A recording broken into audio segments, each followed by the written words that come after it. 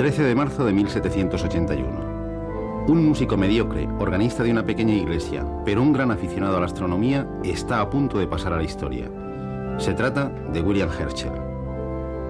Su afición a la astronomía le había llevado a construirse él mismo telescopios cada vez mayores, hasta conseguir uno de unos 6 metros de largo que proporcionaba 200 aumentos. Herschel, como cada noche, se pone a la tarea de observar el cielo nocturno. Esa noche toca observar la constelación de Géminis.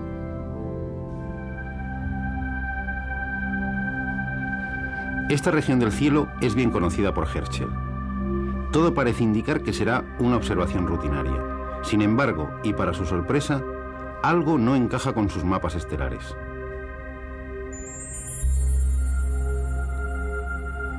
En medio de las estrellas conocidas aparece un objeto extraño, un pequeño disco de diámetro apreciable, es decir, algo que no es una estrella. Quizá fuese un cometa. Seguro que esa noche Herschel no pudo dormir. La noche siguiente miró la misma zona del cielo. ¿Y qué vio? El pequeño disco se había movido. Herschel había encontrado un nuevo planeta, el primero que se descubría desde la antigüedad. Sus ojos fueron los primeros en ver el 7º planeta del sistema solar, Urano. Calculada su órbita, se descubrió que su distancia al Sol era de 19 veces la distancia de la Tierra al Sol, lo que encajaba casi de forma perfecta con una curiosa ley numérica de radios planetarios, descubierta por 2 alemanes, Titius y Bode. La ley es simple y llamativa. Construimos la sucesión 0, 3, 6, 12, 24, 48, 96. Cada término es el doble del anterior.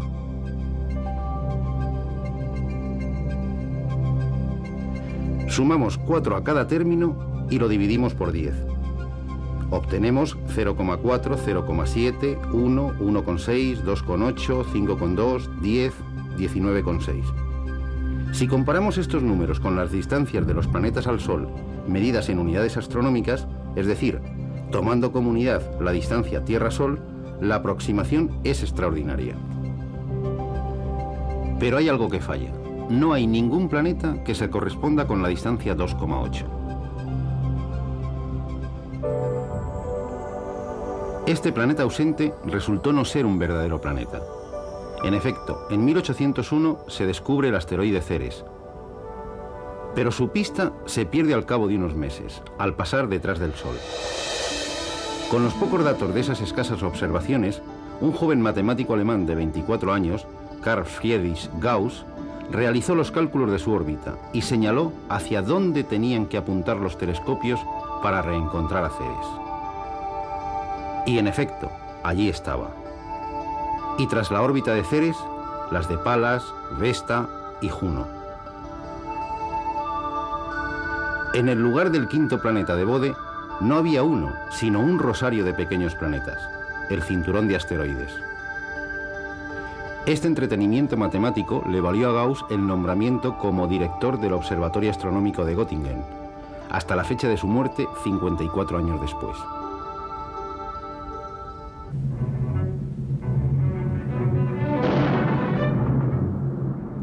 En 1811, justo cuando los ejércitos de Napoleón extendían sus dominios por toda Europa, un brillante cometa hizo su aparición en el cielo. Muchos lo interpretaron como una señal divina que anunciaba el declive del emperador francés. Para Gauss fue la ocasión de comprobar el poder de sus teorías y métodos de cálculo. Y en efecto, el cometa parecía seguir con toda precisión los pasos marcados por él. Por cierto, y aunque el cometa nada tuviera que ver, el invierno siguiente fue testigo del desastre del ejército napoleónico en las heladas estepas rusas. Este es un pizarrín como los que se usaban antiguamente en las escuelas. Con uno similar, Gauss asistió a la edad de 10 años a su primera clase de aritmética. El maestro les planteó un problema de aritmética elemental nada simple para alumnos de esas edades. ¿Cuánto suman los 100 primeros números?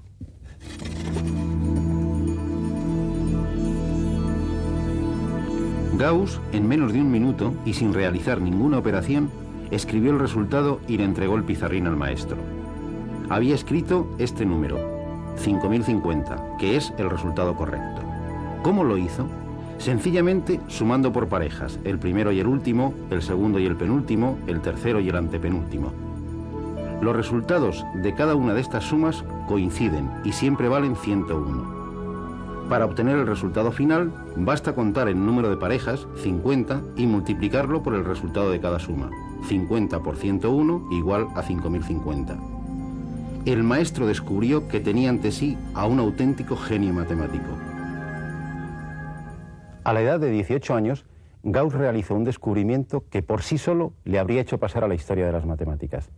Tiene que ver con estos dos instrumentos, una regla y un compás. Euclides demostró que utilizando exclusivamente una regla y un compás, es decir, trazando solo rectas y círculos, se pueden construir los polígonos regulares de 3, 4, 5 y 15 lados. Construir un triángulo equilátero es relativamente sencillo.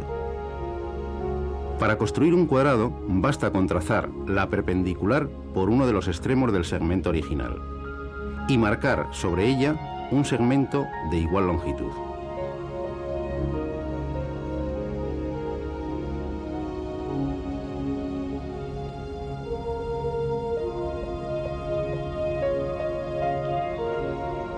El compás nos proporcionará el cuarto vértice.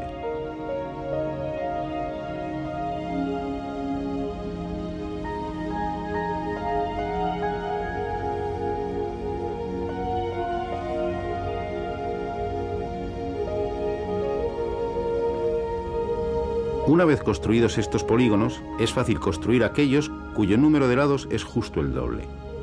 Es decir, el hexágono,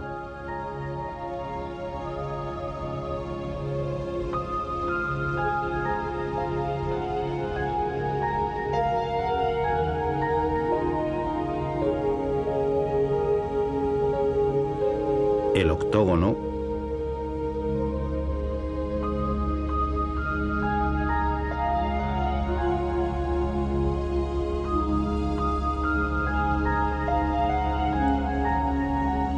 o el dodecágono. Desde los tiempos de Euclides se pensaba que era imposible construir con regla y compás exclusivamente polígonos regulares con un número de lados distintos de estos. La aportación de Gauss, que dejó perpleja a la comunidad matemática de la época, consistió en demostrar que era posible construir el polígono regular de 17 lados. Pero no se conformó con demostrarlo teóricamente, sino que descubrió la forma de construirlo. Una construcción similar a esta. Disfrútenla.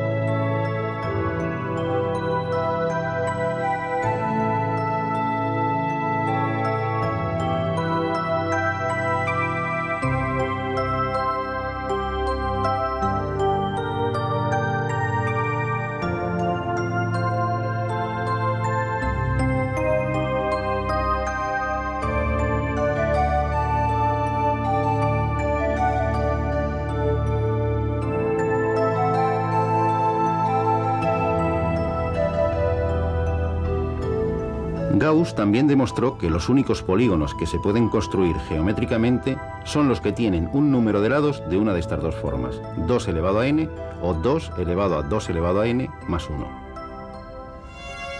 Acababa de resolver un problema de más de 2000 años, pero no sería el último. Este resultado es el primero que anota el 30 de marzo de 1796 en un diario científico que acompañará a Gauss hasta su muerte y que constituye uno de los documentos más valiosos de la historia de las matemáticas. No es un gran libro, es un pequeño cuaderno de 19 páginas en el que Gauss realizó 146 anotaciones. Por desgracia para la ciencia, muchos de los descubrimientos anotados por Gauss en este cuaderno no vieron la luz hasta 1898, 43 años después de su muerte. El 10 de julio de 1796, Gauss, que solo tiene 19 años, hace una extraña anotación. Eureka, número igual a delta más delta más delta. Para entenderla, tenemos que remontarnos a Pitágoras y a sus números poligonales. Los números triangulares son los que se pueden representar mediante puntos formando triángulos. 0, 1, 3, 6, 10, 15, 21...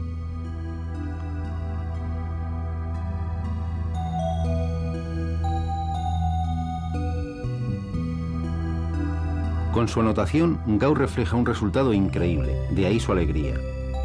Todo número natural es la suma de tres números triangulares.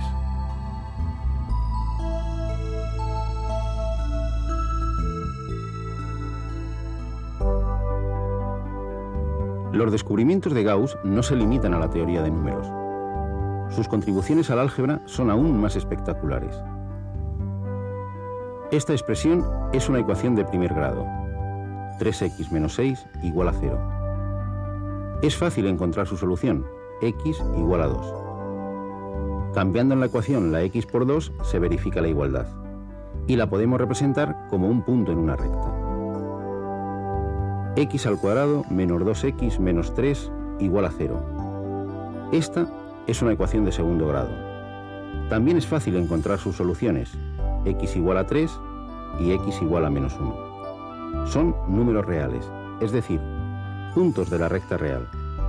Todos los números reales se pueden representar en una recta de esta manera. No es tan sencillo encontrar las tres soluciones de esta otra de tercer grado. X cubo más x cuadrado menos 9x menos 9 igual a 0. Podemos comprobar que son estos tres números, 3, menos 1 y menos 3, otros tres puntos de la recta. Todo parece sugerir que toda ecuación tiene tantas soluciones como indica su grado.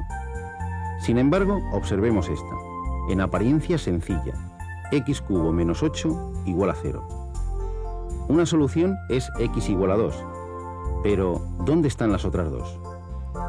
Si probamos con números mayores que 2, por ejemplo 2,5, obtenemos cantidades mayores que 0. Si probamos con números menores o incluso negativos, tenemos siempre cantidades menores que 0.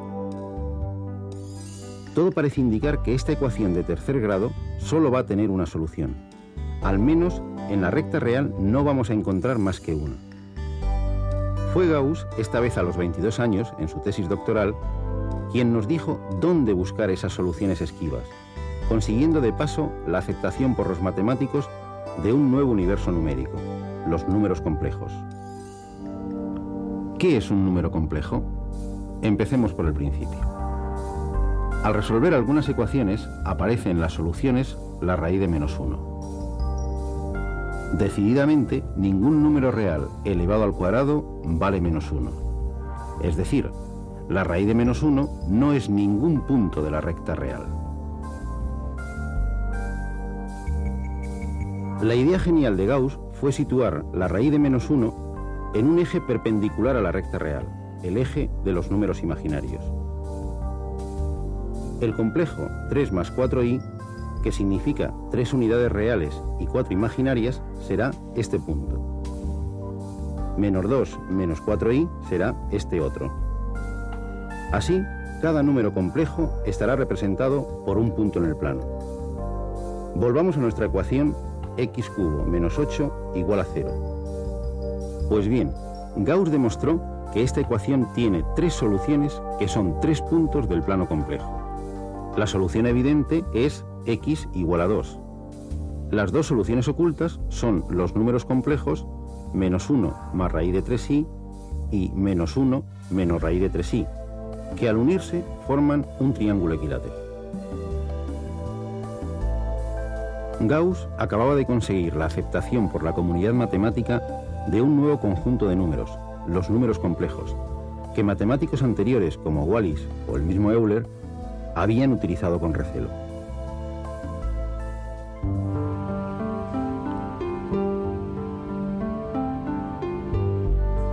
Desde Euclides, pocos habían cuestionado su famoso quinto postulado. Si dos rectas, al ser cortadas por una tercera, forman con esta ángulos cuya suma es menor de 180 grados, las dos rectas se cortan en un punto. Postulado históricamente más conocido como postulado de las paralelas. Por un punto exterior a una recta solo se puede trazar una paralela a la misma. En el siglo XVIII, Legendre demostró que este postulado es equivalente a afirmar que la suma de los ángulos de un triángulo es igual a 180 grados.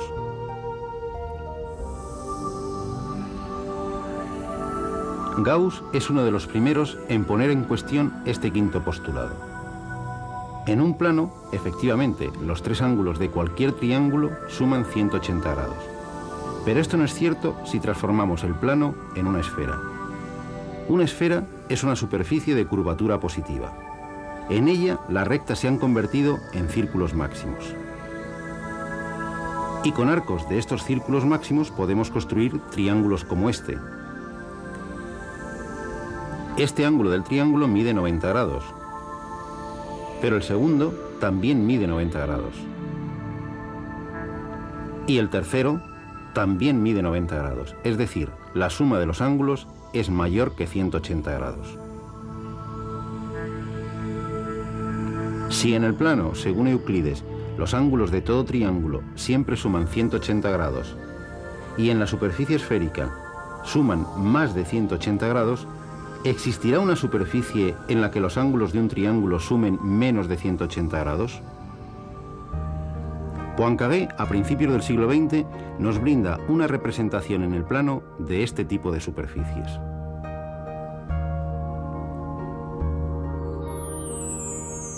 Pero es más fácil imaginarlo en el espacio. Sería una superficie de curvatura negativa, algo parecido a un embudo que se estrecha y se prolonga indefinidamente. Se le llama pseudoesfera. En estas superficies, las líneas más cortas entre dos puntos no son rectas, se llaman geodésicas.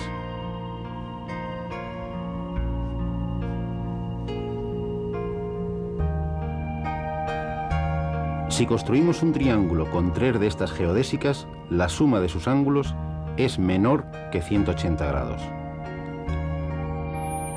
A esta geometría se le llama geometría hiperbólica. Además de la geometría euclídea, existen no una, sino al menos dos geometrías no euclídeas, la elíptica y la hiperbólica, tan consistentes como la euclídea.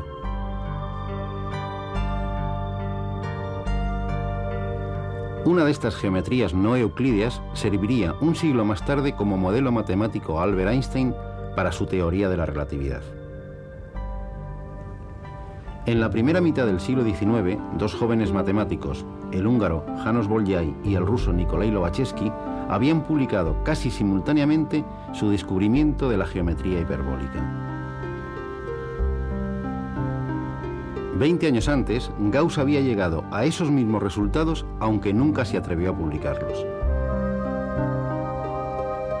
Pero las actividades de Gauss no se limitaron al mundo de las matemáticas y al de la astronomía. Gauss colaboró con el físico Wilhelm Weber en numerosos experimentos sobre magnetismo. A ellos les debemos el invento del magnetómetro, un instrumento para medir la intensidad del campo magnético. Y fueron ellos los autores del primer mapa magnético de la Tierra. No es ninguna casualidad que la unidad de densidad de flujo magnético se llame Gauss. Por cierto, Gauss y Weber se comunicaban entre sus despachos del Observatorio Astronómico y la universidad, separados más de 2 kilómetros, a través de un telégrafo de su invención, unos cuantos años antes de que Morse emitiese su primer mensaje telegráfico.